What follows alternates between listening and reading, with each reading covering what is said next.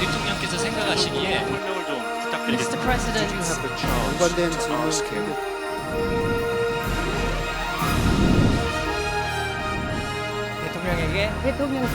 대통령에게 대통령님께 궁금한 게 있는데요. 채용 인원을 계속 줄이고 있는 것을 아직 블라인드 채용이 정착되지 않고 있는 것 같습니다.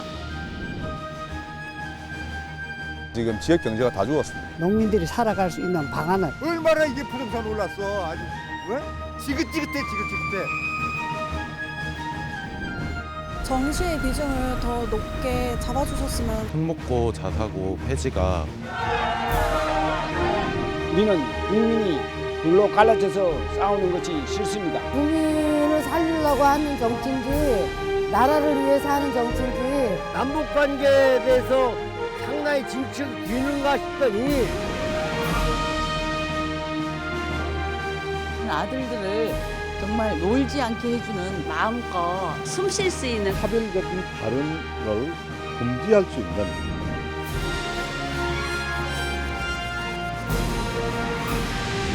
어떤 것을 생각하시고 계시는지 대책이 마련되어 있으신지 부상을 갖고 계신지 정확한 판단과 생각을 듣고 싶습니다. 여쭈어보고 싶습니다. 고견을 듣고 싶습니다. 궁금합니다. 전하고 싶은 말씀 있습니다.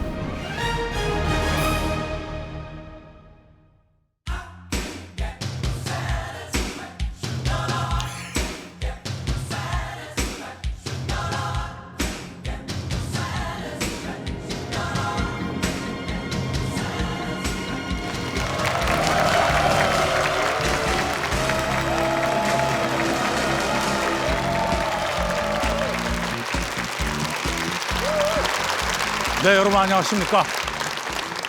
2019 국민과의 대화, 국민에게 묻는다. 진행을 맡은 배철수입니다. 반갑습니다. 제가 무대로 등장할 때 깔린 음악 혹시 알고 계십니까? 네. 제가 MBC FM에서 진행하고 있는 라디오 프로그램 배철수의 음악 캠프 타이틀 뮤직입니다.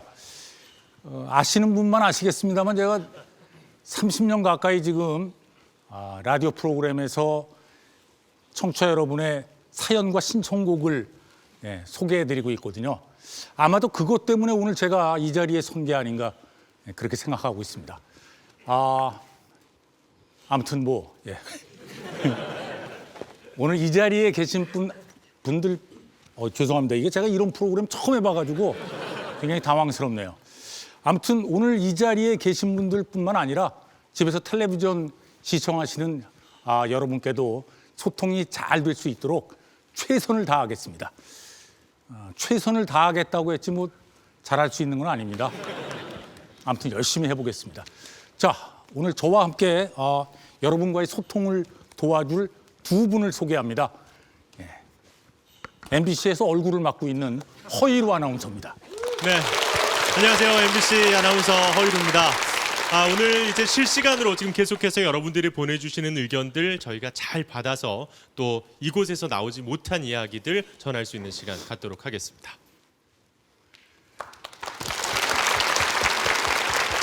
자, 이번에는 목소리를 담당하고 있는 박연경 아나운서입니다. 네, 안녕하세요. MBC 아나운서 박연경입니다. 오늘 허심탄회하게 소통할 수 있도록 여러분들과 함께하도록 하겠습니다. 그리고 제 생각에는 오늘의 진정한 주인공이라고 생각을 합니다. 사실 생업이 바쁘실 텐데 이렇게 전국 각지에서 와주신 300인의 국민 패널 여러분 환영합니다.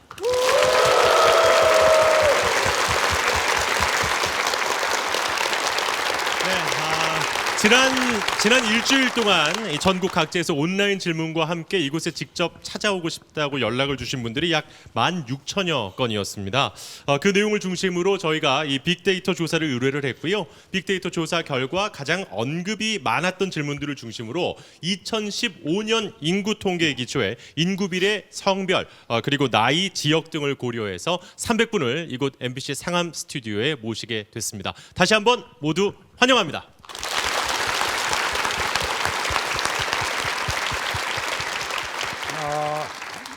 사실 오늘 어떤 질문들이 쏟아질지 저도 궁금합니다. 근데 야, 국민 여러분의 질문, 국민이 묻는다면 어떤 것이든 듣고 직접 답하시겠다고 여기 오셨습니다. 문재인 대통령 소개합니다.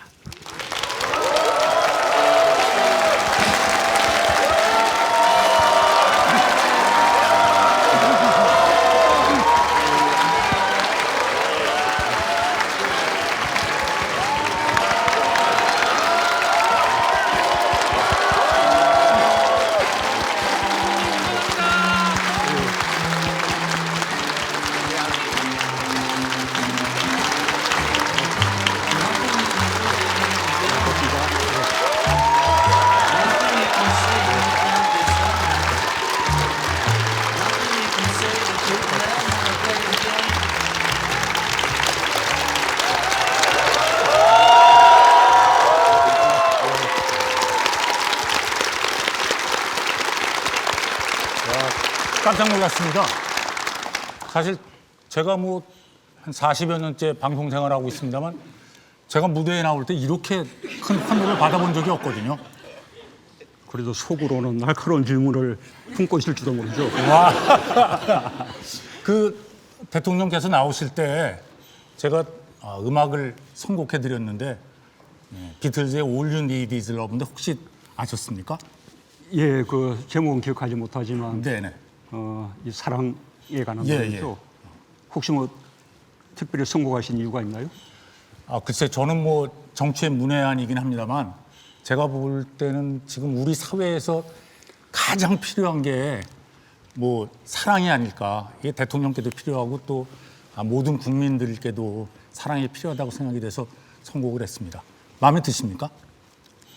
예, 사실은 저는 뭐 저희의 그 말씀을 하시는 것 같았어요. 제가 국민들로부터 참 사랑을 많이 받은 그런 정신이거든요. 뭐 국회에서 뭐 초선 재선 국회의원 여러 번 하지도 않고 또는 뭐 지자체장으로 활동하기도 않고 곧바로 대선 후보가 되고 한 번의 실패를 겪었지만 결국 이제 여러분들 사랑으로 선택을 받았는데 사랑받은 만큼 이제 갚아라라는 뜻인 것 같기도 하고요. 또 이제 이 사랑의 어떤 이제 토대는 이해잖아요. 예. 이제 이해를 하려면 좀 더 많은 소통도 필요한 것이고 오늘 이제 그런 뜻의 자리라는 의미로 그렇게 느꼈고요. 아마 그 당시는 이제 비틀즈가 사랑에 관한 노래를 많이 했는데 가사 속에는 전혀 없지만 그 당시에 아주 월남전 그런 이제 그 상황이었기 때문에 많은 노래들이 반전, 평화 이제 이런 메시지로도 많이 읽혔었잖아요. 예. 우리가 추구하는 평화도 잘 됐으면 좋겠습니다. 금방 소통 얘기하셨잖아요. 사실 대통령 취임하실 때도 소통의 시대를 열겠다고 하셨거든요. 기억하고 계시죠? 오늘 이 자리의 의미도 뭐 우리가 그렇게 해석하면 되지 않겠습니까? 예, 그렇습니다. 여기는 뭐 정말 16,000명 아주 뭐 치열한 경쟁을 뚫고 이렇게 이제 선정되셨다고 들었는데 하나의 그냥 작은 대한민국이라고 생각합니다. 예. 아마도 뭐 얼마나 하실 말씀들 많으실까. 또 그런 분들이 오셨을 것 같고 그래서 오늘 경청하는 시간 그렇게 갖겠습니다. 지금 대통령께서 서 계시니까 다들 서 계시거든요. 그러니까 자리에 앉아서 얘기하실까요? 괜찮을까요? 예. 예.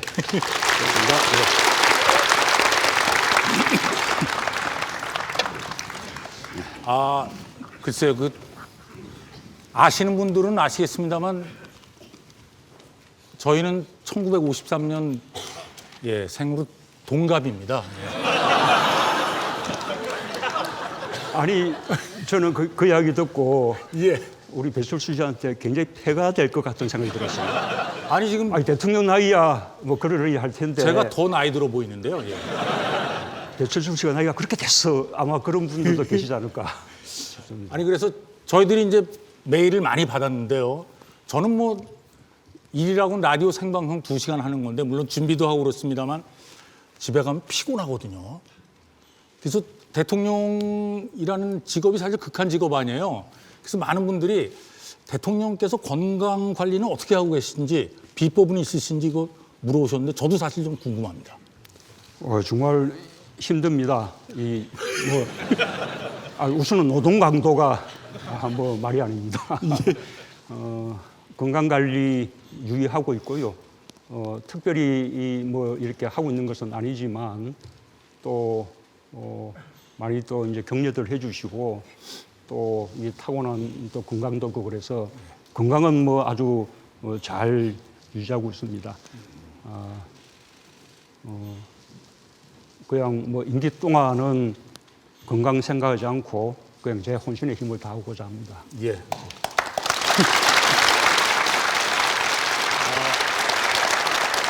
제가 이렇게 바로 옆에서 뵈니까 건강하신 것 같습니다. 그러니까 건강 문제는 걱정하지 마시고 아주 날카롭고 송곳 같은 질문들도 많이 해주시면 좋겠습니다. 그리고 실시간 방송 중에 지금 온라인으로 참여할 수 있는 방법도 있습니다. MBC 홈페이지와 포털 사이트 네이버 다음 그리고 페이스북, 유튜브 MBC 뉴스하고 100분 토론 사이트에서 실시간 참여가 가능합니다. 의견을 주시면 저희가 적극 반영하도록 하겠습니다. 자, 지금까지는 아주 밝고 경쾌하게 시작을 했습니다만 오늘 뭐 이 자리가 계속 화기애애한 자리로 흘러갈 것 같지는 않습니다. 송곳 같은 질문들 진짜 많을 텐데 준비는 어떻게 좀 하셨습니까? 이게 준비가 할 수가 없었던 것이 우선은 예상 문제가 없고 출제 범위가 무한대. 예. 우리 참모들이 이제 공부하라고 어제 오늘 외부 일정을 안 잡아줬는데요. 대신에 통계 자료를 한 책 한 권을 이렇게 주었는데 뭐 통계가 머리에 들어올지도 없고 또 국민들께서 대통령이 얼마나 통계 수치를 잘 기억하고 있냐 그거 물어보실 것 같지도 않고 예. 그래서 그냥 운에 맡기기로 했습니다. 아니 근데 진짜 국민들께서 보내주신 질문이 총 16,143건이나 됩니다. 꽤 많죠. 이걸 우리가 빅데이터로 좀 정리를 해봤거든요. 박연경 아나운서가 좀 소개해 주시죠. 네, 2019 국민이 묻는다. 저희 제작진이 빅데이터를 통해서 여러분들이 어떤 의견을 궁금해 하시는지 의견을 받아봤는데요. 무려 온라인과 메일을 통해서 16,000여 건의 의견을 보내주셨습니다. 어떤 의견들 보내주셨는지 화면으로 함께 보시죠. 자, 먼저 경제 일자리 분야 8,000건 넘는 의견 보내주셨고요. 이어서 검찰 개혁, 외교 안보, 교육 육아, 의료 복지, 부동산에도 많은 의견을 보내주셨네요. 자, 그렇다면 이 분야 어떤 키워드가 많이 언급이 됐을까요? 먼저 경제는 성장, 일자리, 취업, 경제 활성화, 가정, 남북 관계도 눈에 띄네요.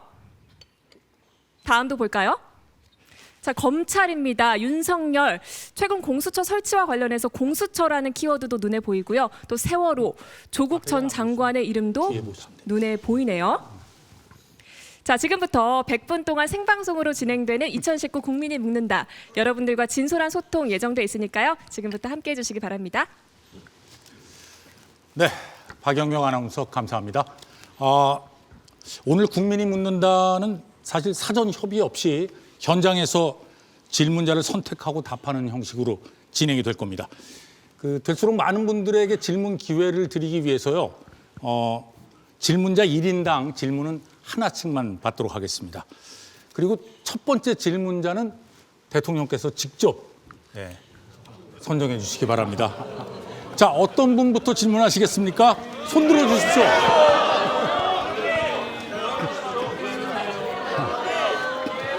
자, 선정하시죠. 예. 예, 제가 이게 마음이 약해서 선택하기가 힘든데 아까 이제 오면서 오늘 미식이 엄마 아빠가 미식이 사진과 함께 참석했다는 그 보도를 보았습니다. 그래서 오늘 첫 순서는 우리 미식이 엄마 아빠한테 양보하면 어떨까요?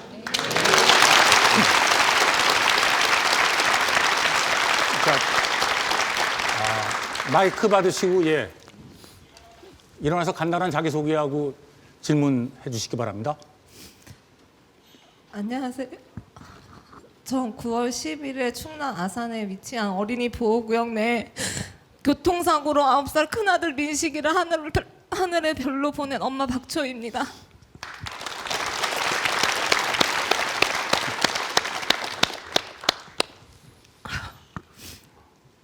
저희는 대통령님께 부탁을 드리러 왔습니다. 오늘 이 자리에는 아이를 잃고 대한민국에 자라나는 아이들을 지켜달라고 외치는 태호, 혜인이, 하준이 부모님이 와 있습니다.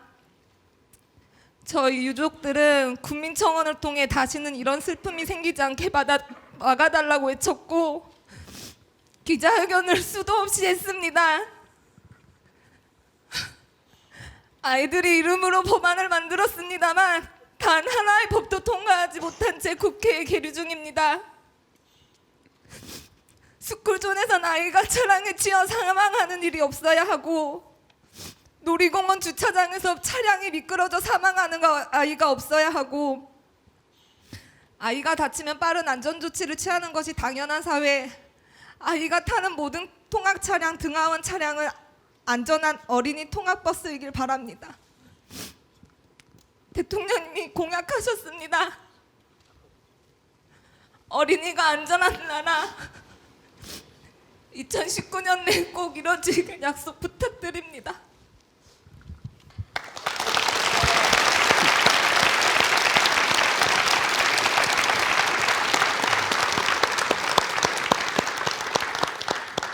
첫 질문부터.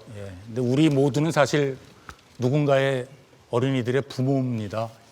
어린이 안전에 관해서 어떻게 좀 생각을 갖고 계십니까? 예, 뭐 질문이라기보다 뭐 대통령에게 나아가서는 우리 사회 모두에게 이렇게 드리는 말씀을 해주실 것 같습니다. 정말 다시 한번 위로 말씀드립니다. 그리고 다들 부모님들께서 그 슬픔에 주저하지 않고 다른 아이들은 그런 다시 또 위험에 처하지 않도록 아이들의 생명 안전을 위한 여러 가지 법안들을 아이들의 이름으로 이렇게 이제 제안들을 해주셨는데 국회에 그 법안이 아직 계류 중에 있고 지금 통과되지 못하고 있어서 아마 많이 안타까워 하실 것 같습니다. 국회와 협력해서 빠르게 그런 이제 법안들이 통과되게끔 이렇게 노력해 나가고 또 한편으로는 우리 이제 민식이 같은 경우는 이제 스쿨존의 횡단보도에서 그것도 어머니가 운영하는 그 가게 바로 앞에서 많이 보는 가운데 이 사고가 이제 났기 때문에 더더욱 뭐 가슴이 무너질 것 같은데 어쨌든 그 스쿨존 횡단보도는 말할 것도 없고 스쿨존 전체에서의 그 아이들의 안전이 훨씬 더 이렇게 보호될 수 있도록 정부와 지자체와 함께 최선을 다해서 노력해 나가겠습니다. 자, 오늘 이렇게 용기 있게 참석해 주신 것에 감사드립니다.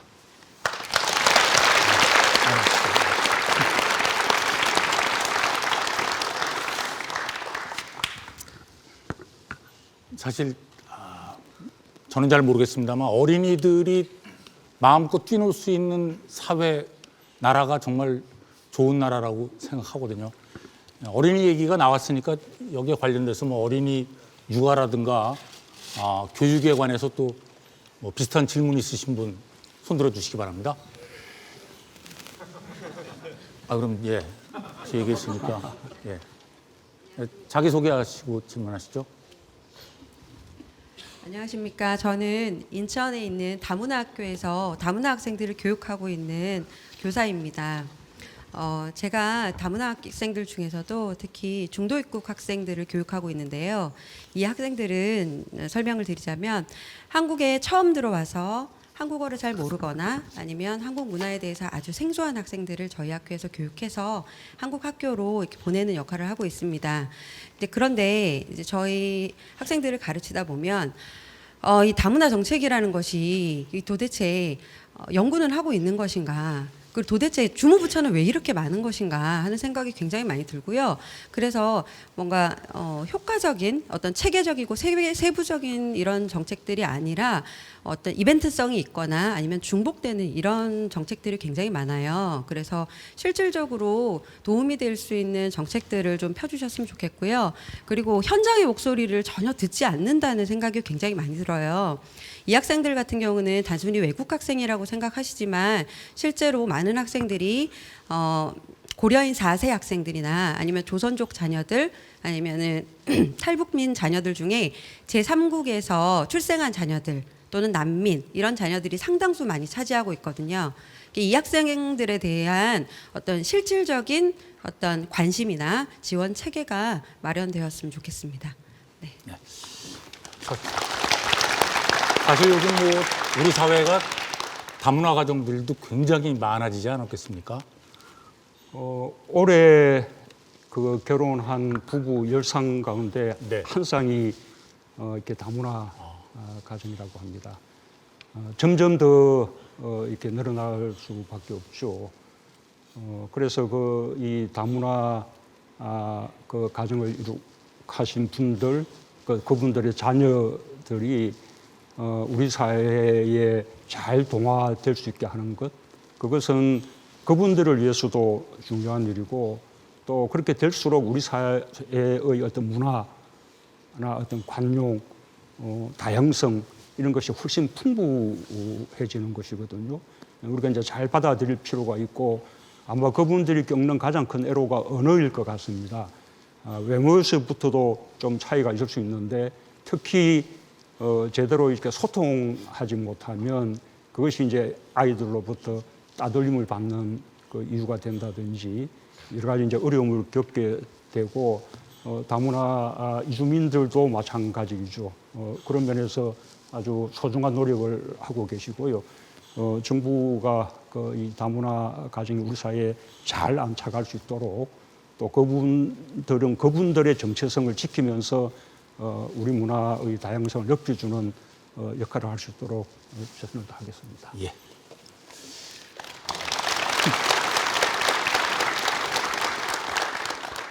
자, 그럼 뭐 자연스럽게 여기에 관련해서 손들을 많이 드시네. 예. 자, 저쪽은 외국에서 오신 분 같은데 자기 소개하시고 질문하시죠.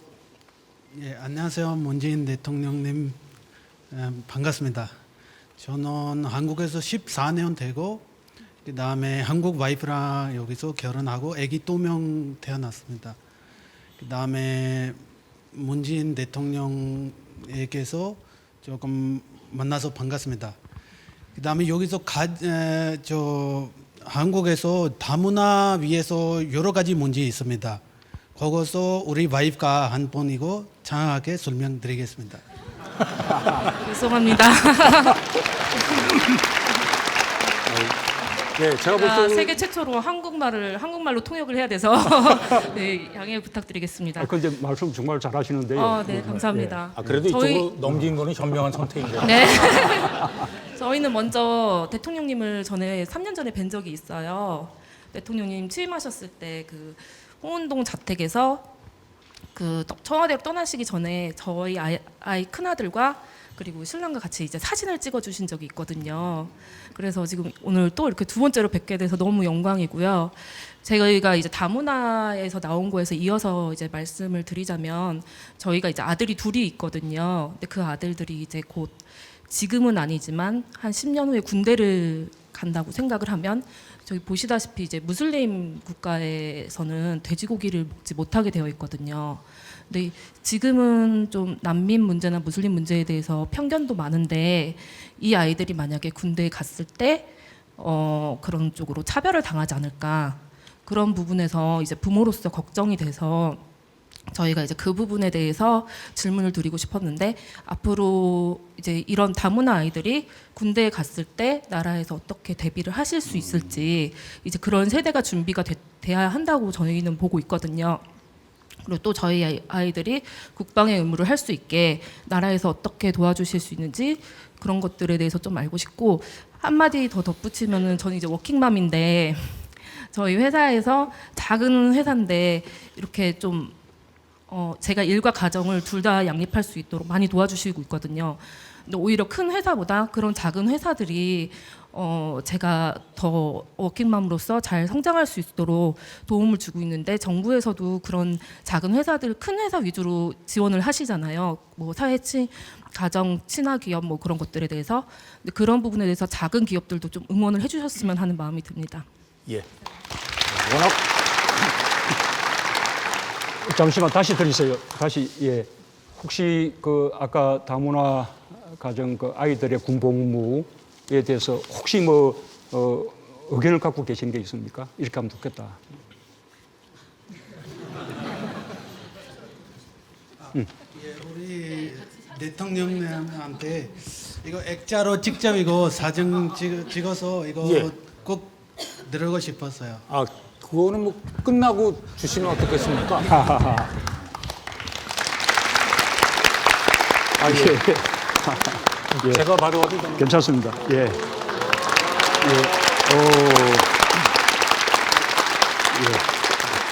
고맙습니다. 예. 문재인 대통령 우리 국민하고 우리 다문화 가족은 항상 같이 있습니다. 힘내세요, 문재인 대통령.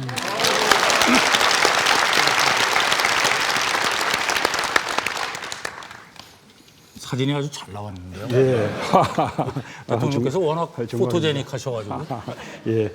그 다문화 예. 가정 뭐 예, 말씀하신 대로 아까 이 다문화 가정의 아이들에 대해서 언어라든지 그분들이 우리 사회에 잘 이렇게 동화될 수 있도록 하는 노력도 이제 중요하지만 이제는 결코 소수가 아닙니다. 그분들이 한국 사회에 굉장히 중요한 그런 구성원이 됐기 때문에 이제는 권리도 또 의무도 우리 국민들과 아무런 차등 없이 하는 것이 굉장히 중요하죠. 당연히 병력 업무를 비롯한 이런 부분에서도 차별이 없어야 하고요. 이 차별이 없다는 것은 그저 동등하게만 대접해 주는 것이 차별이 없는 것이 아닙니다. 그분들이 각각 다른 조건들을 갖고 있을 때 그 조건들에 맞게 갖추어 주는 것. 예를 들면 이슬람의 경우에 음식이 특별하다든지 또는 불교 국가의 경우에 채식 뭐 이렇게 한다든지 그러면 그분들이 그에 맞는 어떤 식단을 선택할 수 있게끔 하는 그런 노력까지 함께 이제 이루어져야 진정하게 우리가 그분들을 평등하게 대우한다고 할 수 있겠죠. 부족함이 많을 것이라고 생각합니다. 그러나 관심 가지고 노력해 나가겠습니다. 예.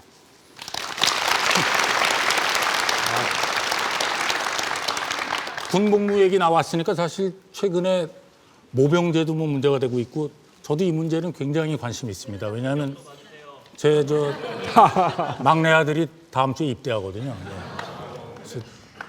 방금 이 부분은 우리 이제 사회자의 질문으로 생각하고요. 이제 모병제가 요즘 약간 이제 그 화두가 되고 있는데 우리 사회가 언젠가는 가야 될 그런 길이라고 생각합니다. 그러나 아직은 우리가 현실적으로 모병제를 실시할 만한 그런 이제 형편은 되지 않고 조금 이게 중장기적으로 설계를 해 나가야 된다고 생각해요.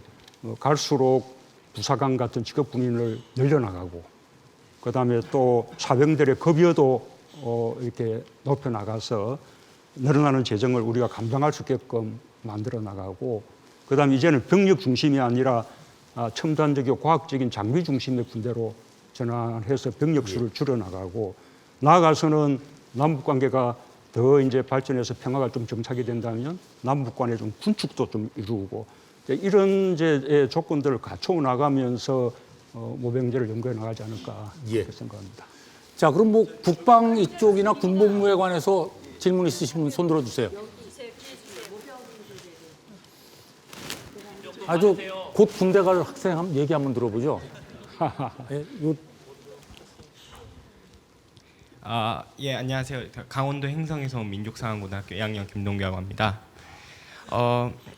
일단 사실 그 군복무 같은 경우에는 뭐 모든 남성이 국방의 의무를 져야 한다고 생각을 하긴 하는데 사실 징병제에도 문제가 많다고 생각합니다. 특히 병역 비리 같은 거, 군납 비리 같은 거 아직도 심각하고, 그리고 특히나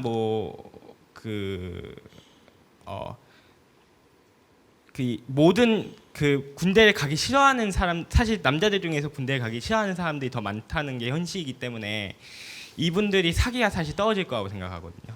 징병제로 하면은. 그래서 모병제를 이제 장기적으로 해야 된다 하시는데 혹시 이게 언제쯤 될지 적어도 제가 군대 가기 전까지는 될 수 있는지 여쭤보고 싶습니다.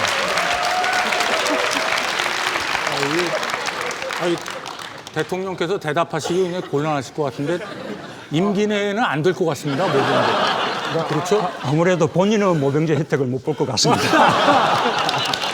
그러나 앞에 말씀하신 부분, 그 입영에 있어서나 또는 군대 내 보직을 받는 데 있어서나 여러 가지 이제 불공정들을 해소해야 된다는 점에 대해서는 100% 공감합니다. 뿐만 아니라 지금은 군 내의 그 보직이랄까 임무가 아주 다양하거든요.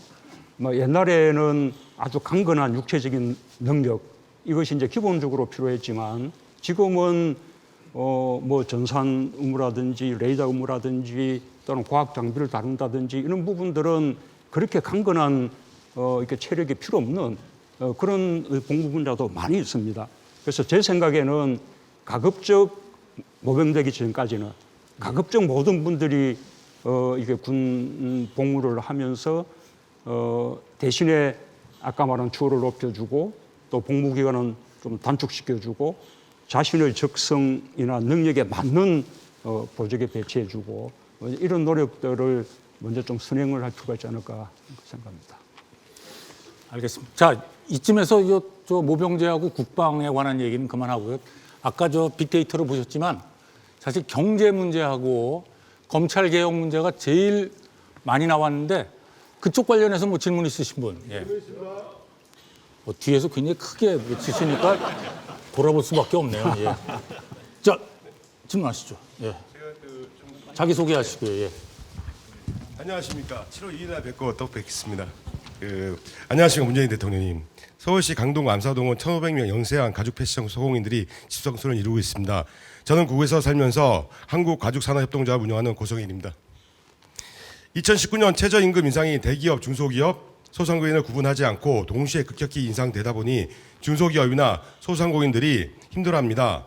대기업과 중소기업 그리고 소상공인들은 경제 능력과 경제 상황이 다른데 이것을 일률적인 잣대로 정부에서 경제적 정책을 하다 보니 중소기업, 소상공인 그리고 그곳에 종사하는 을과 을의 불신과 경제적 어려움 그리고 서민들의 일자리가 줄어드는 결과가 나왔습니다. 그리고 중소기업에서 준비도 안 된 주 52시간이 내년부터 시행된다면 더욱 서민 경제가 어려워질 것 같습니다. 특히 5인 미만 소공인들의 일거리가 없어서 한 달에 반은 공장을 돌리고 반은 쉬는 상태에 있습니다. 문재인 대통령께서는 이것에 대한 적극적인 대비책이 있는지 질문하겠습니다. 마지막으로 대기업, 중소기업, 소상공인의 영역을 법적 기준으로 명확하게 마련하고 700만 소상공인을 위해서 소상공인 기본법을 조속히 제정하여 각 부처에 나눠 있는 소상공인 지원 정책을 일원화하여 기획재정부 또는 국무총리실에 소상공인청을 신설할 것을 문재인 대통령께 간곡히 부탁드립니다. 감사합니다. 굉장히 긴 질문인데 그래도 짧게 읽으셨는데요. 예. 예. 제가 뭐 답변을 다 이제 드릴 수는 없지만 마지막에 말씀하신 이 중소 그 상공인들을 보호하는 그런 법률은 지금 이제 제정이 된 상태고요. 말씀 중소기업 특화법종 이래가지고 그런 업종은 대기업들이 진출하지 못하도록 그렇게 보호해주는 그런 이제 법안입니다. 아까 이제 최저임금 부분이 뭐 제 임기 절반 동안 아마도 뭐 가장 큰 이슈였는데요. 우리 사회가 이렇게 지나치게 양극화되어 있고 또 경제적 불평등이 굉장히 심각하기 때문에 이대로 갈 수는 없는 일입니다.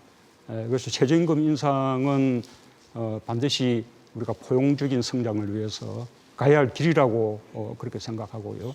다만 이제 속도라든지 이런 면에서는 여러 가지 의견들이 있을 수 있을 것 같습니다. 뿐만 아니라 대한민국 경제 전체로는 그것이 건강하게 만드는 길이라 하더라도 또 아까 소상공인, 소공인, 자영업자 이런 이제 분야에 따라서는 아주 이제 뭐 이제 어려움을 겪는 분야가 있을 수 있고 또는 이제 한계선상에 있는 노동자들의 경우에는 오히려 재정 인상 때문에 고용시장 밖으로 밀려나는 그런 일도 있을 수 있기 때문에 여러 가지 종합적인 고려가 필요하다고 생각합니다. 이미 이 올해 작년 2년간의 최저임금 인상이 조금 급격했다고 보고 있기 때문에 내년도 최저임금에 대해서는 4% 이내로 속도 조절을 한 상태고요. 이제 좀 아쉬운 게 있다면 최저임금 인상이 되면 당연히 소상공인이나 자영업자들은 이제 부담이 되지요. 그러면 이분들의 부담을 낮출 수 있는 여러 가지 조치들이 함께 좀 병행돼야 되는데 예를 들면 사실은 소상공인들의 영업 비용에서 인건비보다 더 큰 비용을 차지하는 것은 임대료입니다.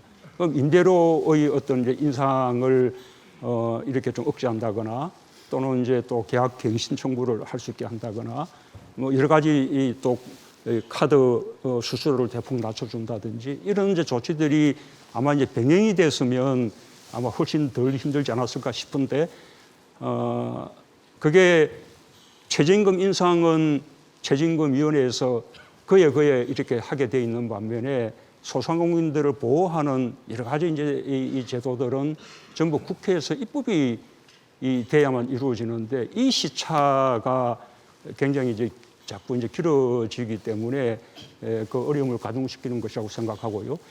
노동시간 단축도 우리가 가야 할 길입니다. 이미 이제 그 300인 이상 기업들은 주 52시간 노동시간제가 시행이 됐고 비교적 잘 안착이 되었습니다. 우리 사회에 굉장히 많은 긍정적인 변화를 주고 있고 이른바 저녁이 있는 삶을 노동자들에게 주고 있죠. 내년 이제 1월 1일부터는 299인부터 50인까지 이 규모의 이제 중소기업들에게도 시행되게 되는데 300인 이상 기업들에게 우리가 해봤던 경험에 의하면 300인에 가까운 기업일수록 뭐 잘 이렇게 준비를 할 수 있을 것 같습니다. 그러나 50인에 가까운 기업일수록 좀 힘들지 않겠습니까? 이제 그런 부분들을 해결해주는 또 이제 방법이 말하자면 이제 탄력 근로제를 조금 더 이렇게 확대하면서 유형 근무제를 이렇게 좀 더 이제 확장해주는 그게 방법이고 그게 경사노위에서 또 다 합의가 이루어졌는데 안타깝게도 아직까지 국회에서 지금 입법이 되지 않고 있거든요.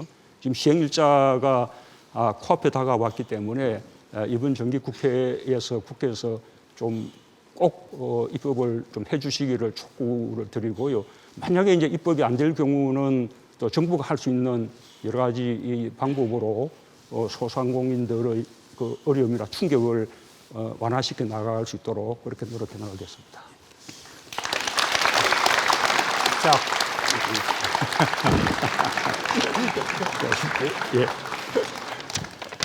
자, 경제 관련 얘기 나온 김에 이쪽에 관련돼서 뭐 질문 있으신 분? 아, 예. 예, 얘기하시죠. 네. 마이크 좀 주시죠. 예. 안녕하세요, 대통령님. 록그룹 더크로스 보컬 김영권이라고 합니다. 이렇게 만나 뵙게 돼서 너무 영광스럽고요.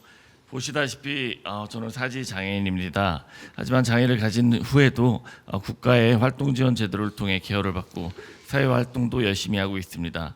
저와 같은 중증 장애인들의 고민에 대해서 말씀드리고자 하는데요. 52시간 근무제와 연관이 있어서 제가 말씀을 드리게 됐습니다. 내년부터 저희 장애인을 케어해주는 활동 보조사 또한 특례 업종에서 배제되어 주 52시간 근무제가 하게 됩니다. 하루에 3인 혹은 월 4인의 활동 지원사를 구인해야 하는데 저희 같은 최중증 장애인들은 대소변 처리나 신변 처리가 매우 어려워서 한 명의 활동 보조사를 구하는 것도 매우 어렵습니다. 사실 기피 대상입니다. 청와대 청원 게시판에도 중증 장애인들이 이런 글을 쓰고 있는데 중증 장애인의 수가 워낙에 소수이기 때문에 10만 명의 동의를 얻기란 쉽지 않습니다. 하여 그들을 대변해서 청원을 드리고 싶습니다. 최중증 장애인들의 활동 지원이 특례 업종으로 유지되거나 보완할 수 있는 제도가 꼭 필요했으면 좋겠습니다. 감사합니다. 주 52시간이 또 이렇게 장애인들의 고용 문제하고 또 연관이 되네요. 과거에는 이 장애인 활동 지원을 장애인 등급제를 통해서 이렇게 일률적으로 이렇게 정하다 보니 많은 불편이 있었습니다. 그래서 우리 정부는 장애인 등급제를 없애고 그냥 장애인을 중증 경증으로만 구분하면서 이른바 맞춤형 이런 이제 지원을 하고 있거든요. 그래서 전체적으로 장애인 활동 지원의 시간수라든지 또 급여량 같은 것이 다 거의 모든 장애 유형별로 다 이렇게 증가가 된 상태고요. 아마 지금 이제 주 52시간제 때문에 혹시 장애인 활동 지원을 받지 못하게 되지 않을까라는 이제 염려를 하는 것 같은데 사실 그 부분은 이 장애인들의 문제가 아니라 장애인 활동 지원하는 분들의 노동시간 문제이기 때문에 그 부분들은 정부가 이제 별도로 해결을 해 나갈 것입니다. 그것 때문에 장애인들이 필요한 시간에 지원을 받지 못한다거나 과거보다 지원받는 시간이 줄어든다거나 그런 일은 없을 것이라고 제가 장담을 합니다. 다만 이제 요 근래에 저희가 몰랐다가 이제 확인된 부분이 장애인 활동 지원 받는 분들이 이제 65세가 되면 그때는 이 장애인 어떤 지원으로부터 말하자면 노인 장기 요양 이 보호의 어떤 대상으로 전환되게 돼서 다른 부분의 보호들은 좋아지지만 장애인 활동 지원은 오히려 시간수가 줄어드는 그런 문제가 있다고 그 보고를 받았습니다. 그 문제도 빠른 시일 내에 저희가 해법을 찾아 나가도록 하겠습니다. 네. 자, 지금 각 포털의 실시간 참여방을 통해서도 많은 국민들이 참여하고 계십니다. 실시간 참여방을 한번 연결해 보도록 하겠습니다. 자, 허유루 아나운서가 소개해 줍니다. 네, 지금 이 시각에 지금 여러 가지 이 경로를 통해서 이 방송을 보고 계시는 분이 약 25만 명 가까이 된다고 합니다. 지금 보시는 곳으로 계속해서 여러분들의 의견들이 올라오고 있는데요. 저희가 이 중에 여러 번 언급되면서 또 아직까지는 스튜디오에 나오지 않았던 주제에 관해서 질문을 좀 뽑아봤습니다. 어떤 게 있는지 저도 아직 모르거든요. 함께 한번 보시죠.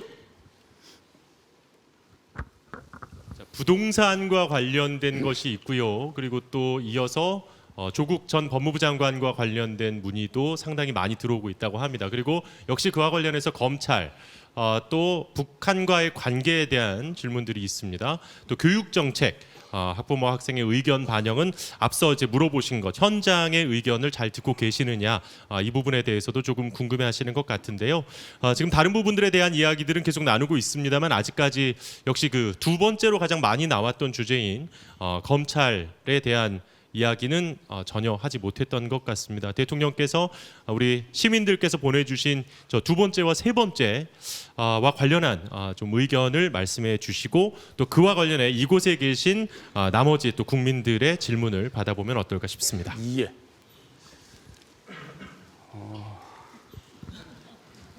인사 문제는 참으로 곤혹스럽습니다.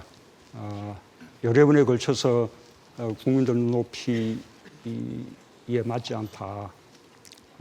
그런 비판을 받고 있어서 굉장히 이제 송구스럽다는 말씀을 드리고요. 특히 이제 조국 전 장관의 문제는 제가 그분을 장관으로 지명한 그 취지하고는 어쨌든 상관없이 결과적으로 그것이 매니저 많은 국민들에게 오히려 갈등을 주고 또 국민들을 또 분열시키게 만들고 한 점에 대해서는 정말 송구스럽다는 말씀을 드리고 다시 한번 이렇게 사과 말씀을 드립니다. 그러나 또 검찰 개혁은 반드시 필요한 일이고요. 이번 기회에 검찰 개혁의 어떤 중요성이랄까, 이런 절실함 같은 것이 다시 한번 좀 부각된 것은 한편으로는 좀 다행스럽다는 생각이 듭니다. 검찰 개혁은 두 가지입니다. 하나는 검찰의 어떤 정치적 국립성 같은 것이 제대로 이렇게 확보가 되어야 되는 것이죠. 그동안 정치 검찰의 행태 때문에 말하자면 우리나라의 정의가 많이 훼손되어 왔다고 생각합니다. 또 다음 한편으로는 검찰의 정치적 국립성이 보장될수록 검찰에 대한 어떤 민주적 통제 같은 것이 이제 이루어져야 하는 거죠. 말하자면 검찰이라는 조직을 위한 그런 기관이 아니라 진정으로 국민들을 위한 그런 이제 기관으로 거듭나야 되고 거기에는 여러 가지 민주적 통제 장치 이런 것들이 강화돼야 한다고 생각합니다. 검찰이 잘못했을 경우에 지금 현재 검찰의 잘못을 제대로 이렇게 물을 만한 아무런 제도적 장치가 지금 우리가 없는 상황인데 검찰이 잘못했을 경우에 그에 대해서 책임을 물을 수 있는 공수처도 반드시 필요하다 생각하고요. 이야기 놓은 김에 공수처에 대해서 한 가지 조금 오해가 있는 것 같아서 이게 말씀을 드리자면 공수처는 요새 일각에서 이 야당을 탄압하려고 하는 거 아니냐 이렇게 이제 말씀들을 하시는데 아니 고위공직자의 거의 대부분은 다 정부 여당이지 않겠습니까? 우선 이제 사리에 맞지 않는 말씀이고 옛날에 그 한나라당 시절에 이해창 총재가 원래 1998년도에 이미 제기했었고 2002년 대선 때는 당시에 이해창 후보, 노무현 후보가 함께 공략했던 그런 상황이에요. 월 출발은 대통령과 대통령 주변의 친인척 특수관계자 이런 권력형 비리에 대해서 검찰, 경찰이라는 사정기관들이 제대로 사정 역할을 못 해왔기 때문에 그래서 국정농단 같은 사건들이 자꾸 이제 생겨난 것이거든요. 그래서 그런 이 권력형 비리를 막을 수 있는 특별 사정기구가 필요하다라고 이제 된 것이 공수처라는 것이고 그 적용 대상이 판검사로까지 이렇게 이제 넓혀졌기 때문에 검찰을 이렇게 말하자면 이렇게 제어할 수 있는 검찰의 비리를 추궁할 수 있는 그런 장치로서도 굉장히 이제 효과적일 수 있다. 그래서 검찰 개혁의 방안의 하나로 요즘 이제 공수처가 많이 이제 부각이 돼 있는 상태입니다. 사실 세계에서 우리 검찰만큼 많은 권한을 다 집중적으로 가지고 있는 그런 그 기관이 없고요. 그 반면에 검찰이 이제 무소불위 기구라고 그렇게 인식이 돼 있는데 차제에 검찰이 스스로 이렇게 개혁을 통해서 국민을 위한 기관으로 거듭난다면 아마도 검사들도 스스로 자신들의 하는 일에 대해서 또 자기가 속한 조직에 대해서 더 뿌듯해하고 또 더 자부심을 가질 수 있지 않을까 그렇게 생각하고 있습니다. 자, 그렇다면 이어서 검찰 개혁과 공수처 관련해서 혹시 질문 있으신 분? 예, 맨 앞에 계신 분.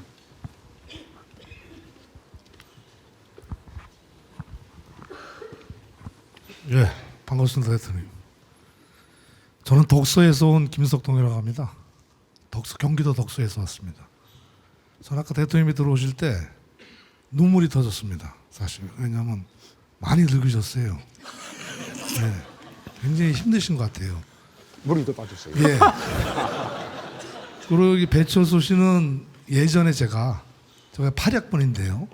신촌 노타리에서 30년 전에 길 건너려고 서 있다가 예. 배철수 씨가 옆에 선 걸 제가 봤어요 그때. 아, 제가요? 예. 근데 그 당시에 청바지를 입고 수염을 좀 기르고 머리는 장발에다가 청바지에 밥풀이 묻어 있더라고요. 얘기 좀 해주시겠어요? 예, 이제 이게 이 말씀해드리냐면 사람이 사람을 알 때 하고 사람이 모를 때 하고는 신비감이 있거든요.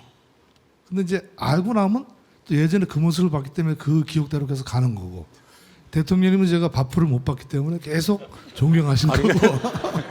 대통령께서는 깨끗한 이미지고 저는 지저분한 이미지군요. 죄송합니다. 다름이 아니라요, 대통령님. 제가 이제 대통령이 국민과의 대화에 신청을 하고, 저 배철수 씨 예전의 모습 아는 것처럼 대통령님의 지나온 삶, 생애, 사상을 제가 모르기 때문에 도서관을 갔어요, 제가. 도서관을 가서 대통령님도 거의 작가 수준으로 책이 있더라고요.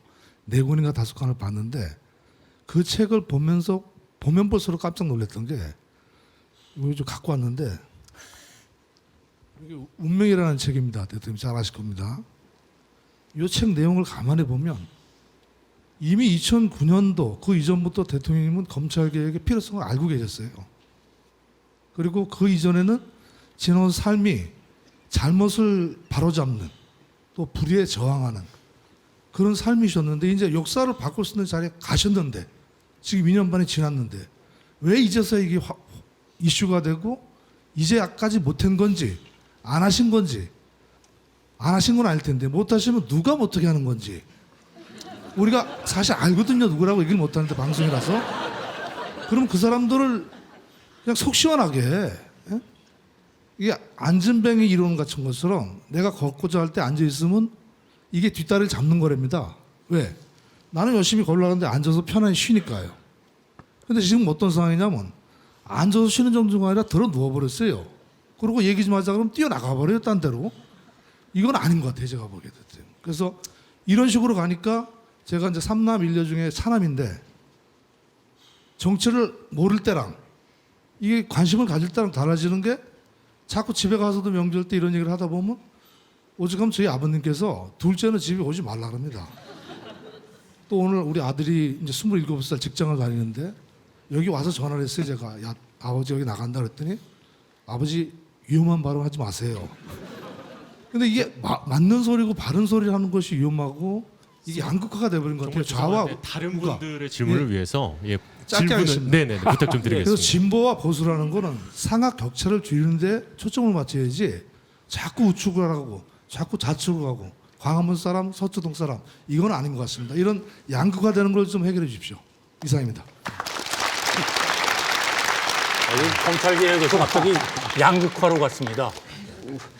배철수 씨 옛날까지 갔고요. 이제 사실은 이제 같은 시대에 살아왔었는데요. 저는 뭐 늘 이렇게 부럽게 생각합니다. 왜냐하면 옛날에 아마 대부분 모르실지 모릅니다. 송골매, 그게 뭐 언제 때입니까? 아십니다. 70년대, 80년대 젊은 사람들에게 굉장히 큰 맞아요, 희망도 주고 또 즐거움을 주었던 밴드인데요. 어쨌든 70, 80 음악을 했지만 그 음악에 머물지 않고 지금 현재 이제 K-팝으로까지 쭉 발전해 오는 한국의 대중음악 쭉 호흡을 맞춰 오셨잖아요. 이 젊은 뮤지션들하고도 계속 이제 지금도 소통해 나가고, 저는 이제 그 점이 정말 우리 같은 사람들은 따라가지 못할 그런 경제라는. 갑자기 그렇게 칭찬해 주시니까 저도 한 말씀 드리겠습니다. 사실 이 얘기는 안 드리려고 했는데, 저희가 동갑인데 대통령께서는 사실 학교 다닐 때 학생운동부터 하셔가지고 인권 변호사도 하시고 계속 대한민국의 민주화를 위해서 아무튼 쭉 노력하셨고, 저는 제 데뷔곡이 세상 모르고 살았노라인데 그냥 음악 하느라고 아무 정신없이 세상 모르고 쭉 살아서 여기까지 왔거든요. 그래서 저는 우리 사회가 이렇게 민주화가 된 것에 대해서 그 많은 분들께 늘 부채의식을 갖고 있었습니다. 그래서 오늘 조금이라도 제가 도움이 됐으면 참 기쁘겠습니다. 예.